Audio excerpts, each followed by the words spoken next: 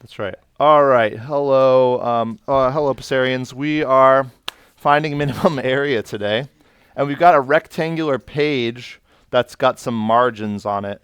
So I'm just going to draw like a piece of paper, basically. We've got this piece of paper, and we're working at a print shop today, and we know that the margins on the top and the bottom are 1.5 inches, and the margin on the left and the right are 1 inch. So I guess the top and bottom margins are a little bit bigger than the left and right ones. So let's try to do our best to do that. Give me a second to kind of tweak it. Trying my best to. Oh no, that's not good.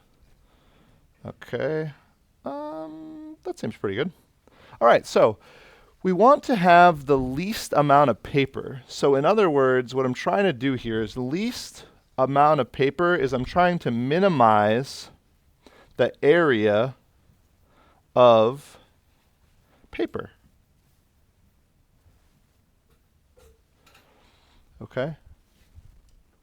So what should the dimensions of the page be so that the least amount of paper is used? And it needs to contain 24 square inches of print.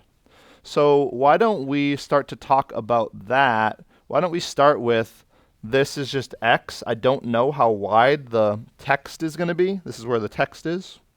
And I don't know how tall it's going to be. But I do know that X times Y is going to be 24. Because that gives me, right, 24 square inches of text. So we can fit 24 square inches of text in there. That's not the equation we want to minimize. That's our secondary equation. We now need to like kind of figure out these margin things. So let's slowly figure out what this might be. Well, I do know that the top margin and the bottom margin are 1.5 inches, right? This is 1.5 inches. So what do you think the whole height of that thing is? The whole height. Nice. So this is y plus 3. That's a y. Let's try to do a better job. Okay, that's not bad. Okay, that's good. And now we'll just scroll down a teensy bit so we can kind of figure this out. What were the margins on the left and the right? They were 1, so this guy is 1, and this guy is 1. And that means that we have x plus 2. Okay, cool. So how much paper do we have? How much area of paper do we have? This is the primary equation. I'll make it purple. Primary, purple. So primary. This is the area of the paper, right? The area. So the area of the paper is what times what? X. Well, x times y is the area of the print. X plus 3 times x plus 2 times y plus 3. Okay? So that's the base, x plus 2, times the height, y plus 3. And we can now derive that, set it to 0, find the critical numbers, find where it changes from negative to positive, because we're trying to find a minimum down to up. But we have two equations. Our secondary equation, we don't really want two variables. This is our secondary equation. And we want to use this information to get rid of either x or y. Do you care which one we get rid of? Let's get rid of y because we're used to working with x. So that means y is 24 over x. And so we can replace this with 24 over x. So if it's all right, I'm going to change this to a double screen here. And now we will have area, which is, this is what we're working with, is x plus 2 times, we had to replace y with 24 over x. And now what we're going to do is we're just going to derive that. We can multiply it out if you want first. I think that's probably what I would do. And then we're going to derive it and find the min of a. We just need to find the minimum, the local minimum, or the absolute minimum. I do want to mention a couple things. X and y must be what? If we had to say how big they could be, greater than 0, right? So don't be, x has to be bigger than 0 or else we don't have any text. And y has to be bigger than 0. So just like a side note, just a note to kind of not forget about. You can do that at the end, but it's not bad to like kind of refresh your memory.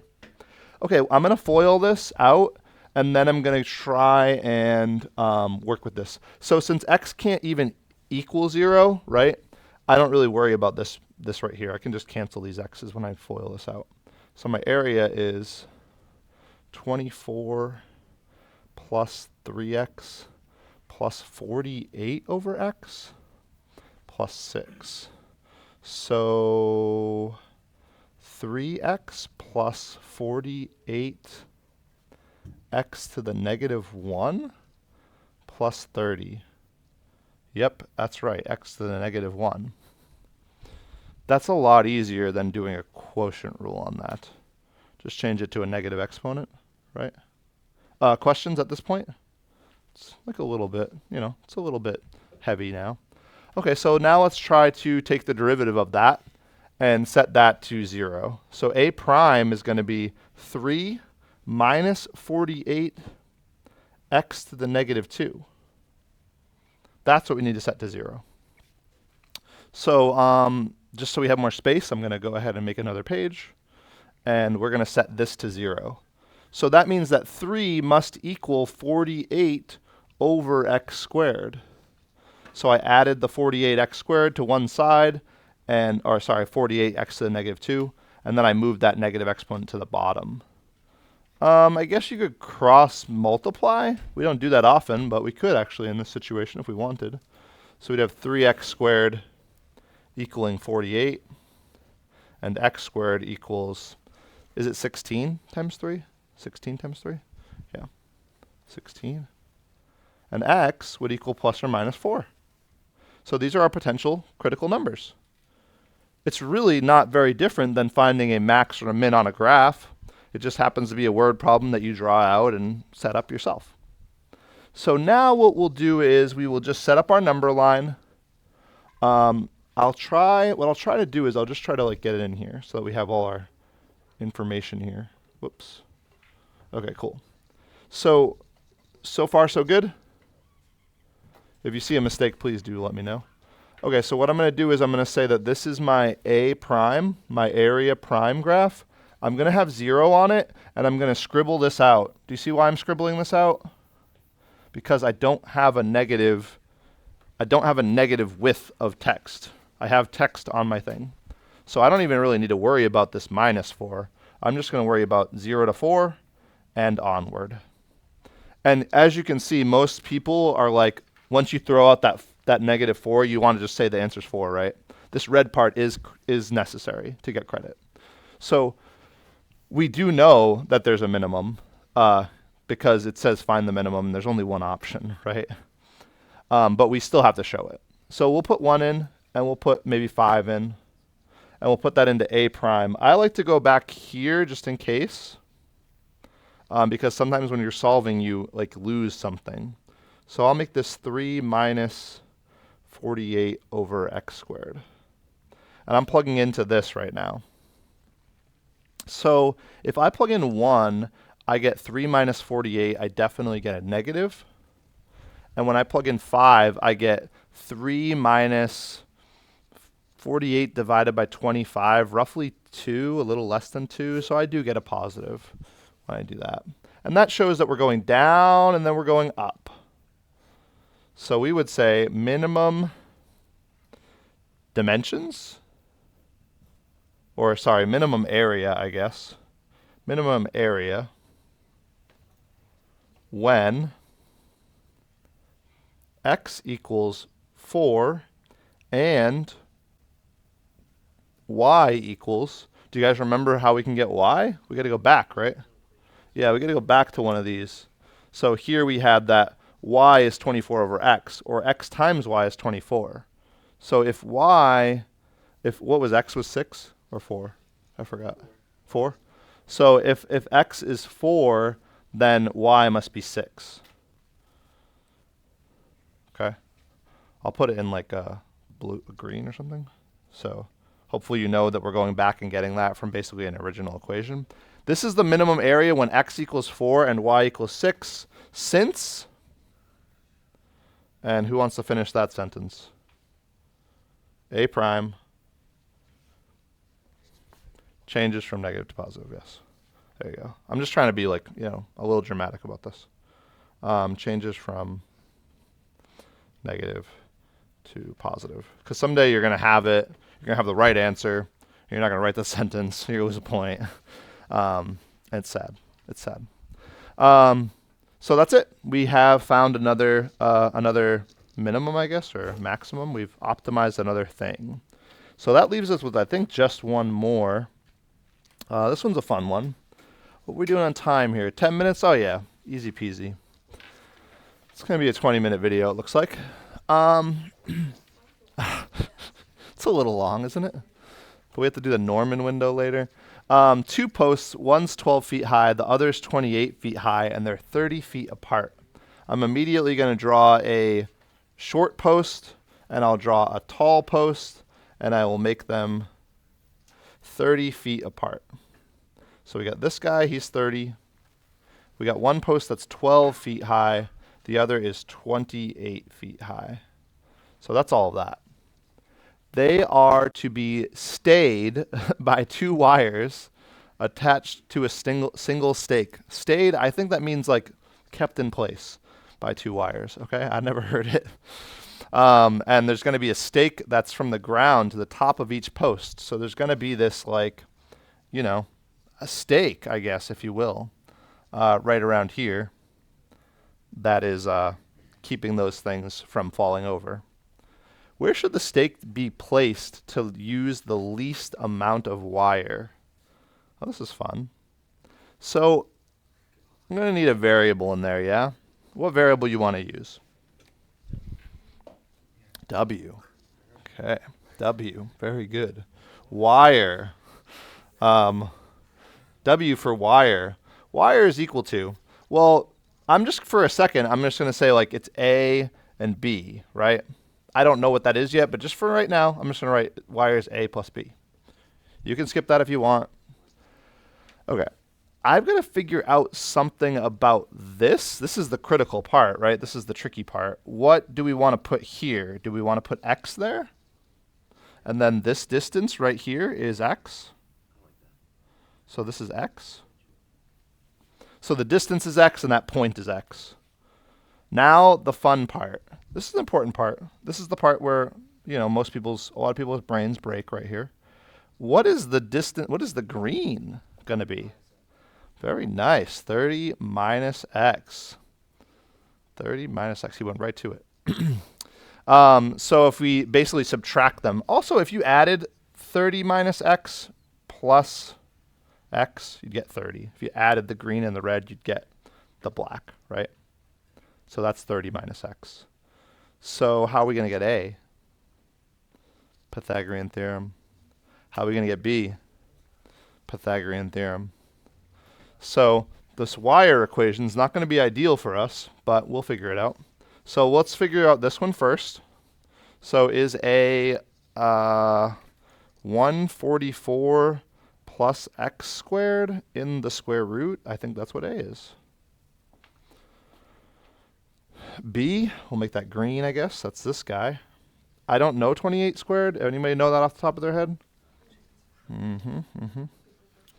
Alex doesn't got it? Okay. 784. 784.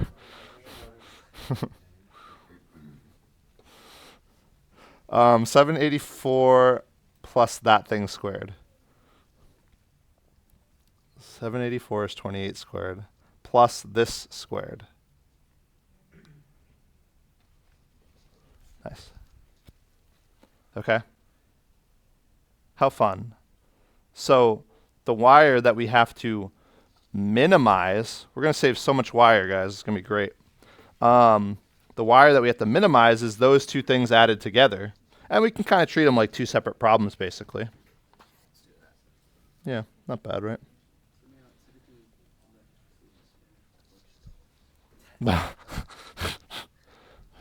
Really? Well, you got to think about this on a big scale, You can't spend that kind of money. Okay, we got 144 minus X squared plus X squared. You know that they just kind of do like a, yeah, there's a chain rule here. They use computers to do this anyways. Should we try to FOIL this now? 900 minus 60x plus x squared. Nice. Make sure I didn't make a mistake on that. Okay. All right. Let's just do the derivative of the red one and then do the derivative of the green one. So we're finding w prime, the wire prime, is a half 144 plus x squared times 2x plus, I'm going to kind of do a little stagger situation here, plus a half. Oh, I missed the negative 1/2 power here, didn't I? Scary. That was scary, huh? Saw my life flash before my eyes. Okay. Okay. Then it's going to be 1/2 whatever's in there. I guess I'll add the 900 and the 784 to get 1684. This is not going to fit. Oh well. We'll do our best. 1684 minus 60x plus x squared. Okay. Times 2x minus 60.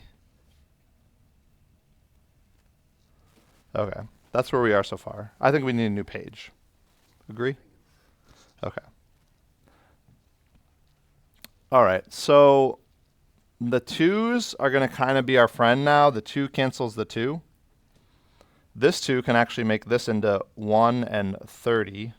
So this is now x minus 30, if that's okay with you. And now I will try to rewrite the red and the green. So I just have x over the square root of that. I really hope I don't make a mistake with algebra somewhere. Plus x minus 30 over the square root of that. 1684 minus 60x plus x squared. Okay. I'm just going to do a midway check with the book here. Okay, I like it. That's good. It's actually good. It actually is good. So that's exciting. Okay, so what should we do now?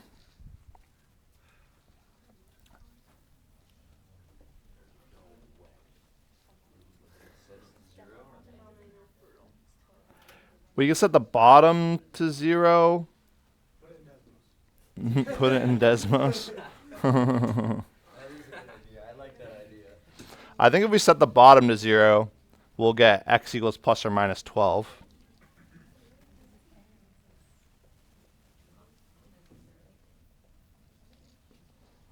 Is that okay?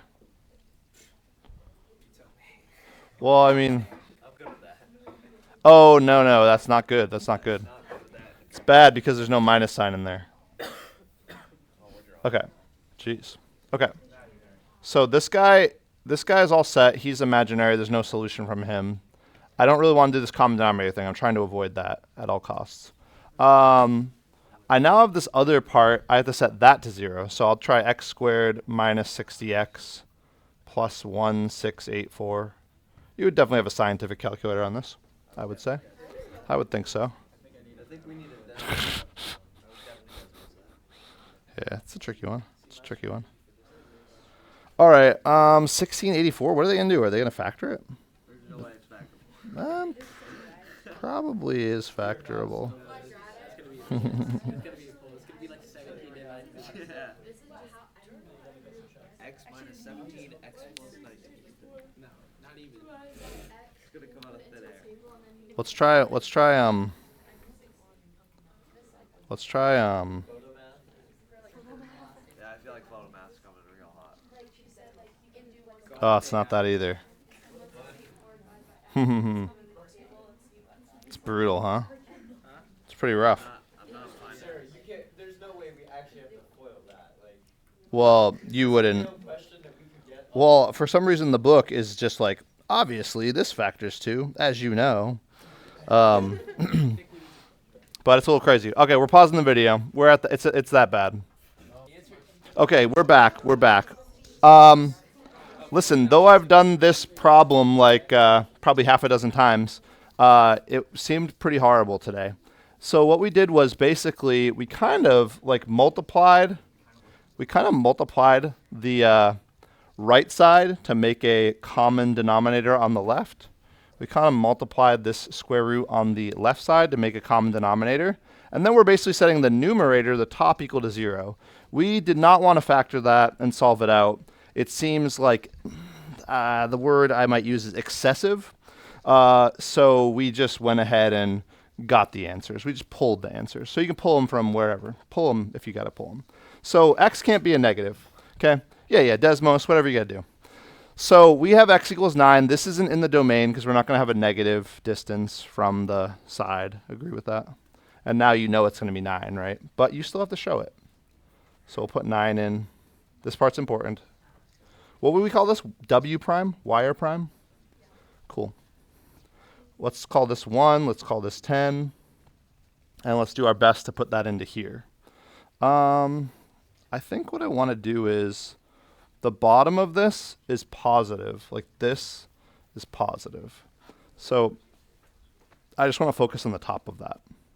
So if I put in 1, I have a positive from here.